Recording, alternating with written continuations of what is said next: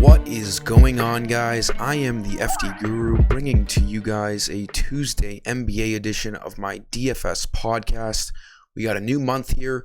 We did not end February the way I wanted to last night. We kind of got crushed everywhere. That'll happen every once and again. You can't always have great nights. Lauri Markkanen was like, but he was in all of my lineups. I got full exposure to him. Loved that spot with all that extra usage in Cleveland. He ended up having an awful game, not even a bad game, an awful game. Cole Anthony had an awful game. When you pick guys to be on every one of your lineups because you're so confident in them and they don't have great games, it's just going to crush you. Looking to bounce back tonight. It's March 1st. Let's look forward to a nice full month of NBA. Hopefully the MLB can figure their shit out so we don't get too many more delayed regular season games. I'm thinking at this point it's definitely going to be delayed. Hopefully not too long though. We got 6 games tonight. There's some good value plays. We're going to have to wait on some news as usual, but as of the early afternoon, these are 5 guys I'm definitely targeting as we get closer to lock. Like this video, make sure you're subscribed. I do appreciate you guys for tuning in. So for point guard, let's look at Reggie Jackson. He's been an absolute stud as the clear-cut number 1 offensive threat for the Clippers alongside Marcus Morris. 7,000, his price is elevated, but for good reason. He's been averaging mid-30s in FanDuel points over the last 2 weeks. He has represented 50 upside as he did against Dallas on February 12th. He just played the Rockets last game a few days ago and put up 41. So this is a great matchup. The Rockets are bad defensively. It shouldn't be a blowout. Both teams are not good. So Jackson, he should be playing mid-30s in minutes, and he definitely can be a fantasy point per minute kind of guy. He needs 35 to hit value. He's one of the better middle tier plays on this slate.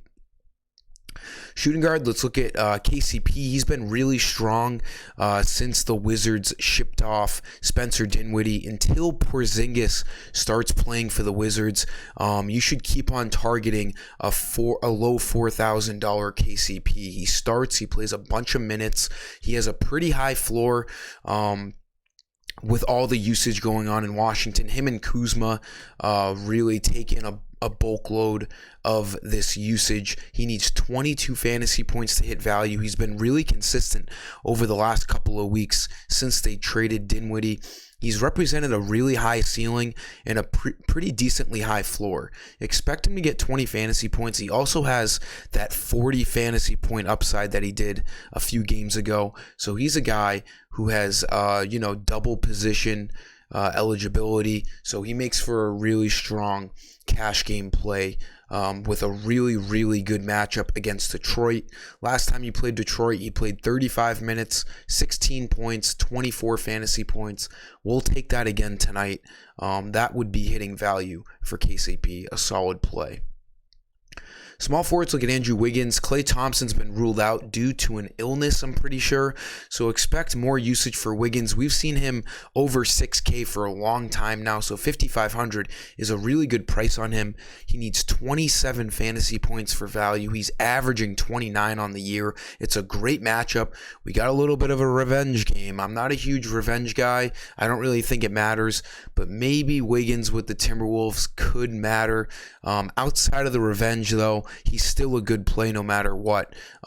With this matchup against the Timberwolves, there should be a good amount of points. I don't expect a blowout.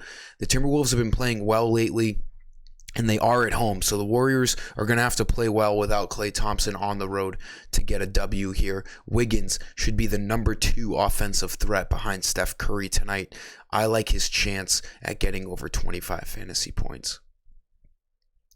Power forward, let's look at Scotty Barnes. He had such a dumb game last game. Yes, he's a good player. He shouldn't be getting 66 fantasy points. He just shouldn't. And 20% of teams in cash games last night ended up really hitting the jackpot. I did not have him. And now that his price has gone down $200 more down to $5,500, he's just, he's going to be the bandwagon play of the night. It doesn't even mean he's going to get you 30 But he has a good chance of doing that. Fred VanVleet is questionable. Even if he does play, Scotty Barnes is going to be starting. And the Timberwolves, not the Timberwolves, the Raptors and Nick Nurse run a really tight rotation. Barnes will have no issue getting 30 minutes.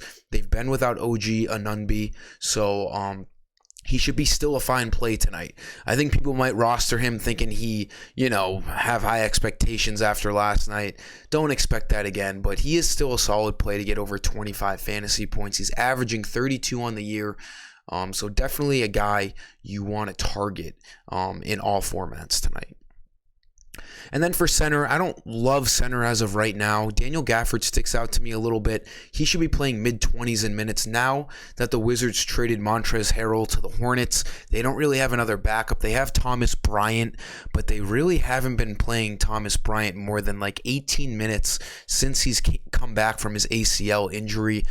So they're definitely keeping it pretty tight on him in terms of minutes, and he also hasn't been playing that well. Gafford's going to be starting tonight.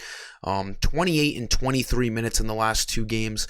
He needs 24 fantasy points to hit value. He's done that in the last 2 games, and he has like 30 to 35 point upside. So I expect him to easily get over 20 fantasy points, so he has a pretty high floor tonight, and his minutes should be pretty secured for Washington until Porzingis starts playing for them. So a pretty solid play.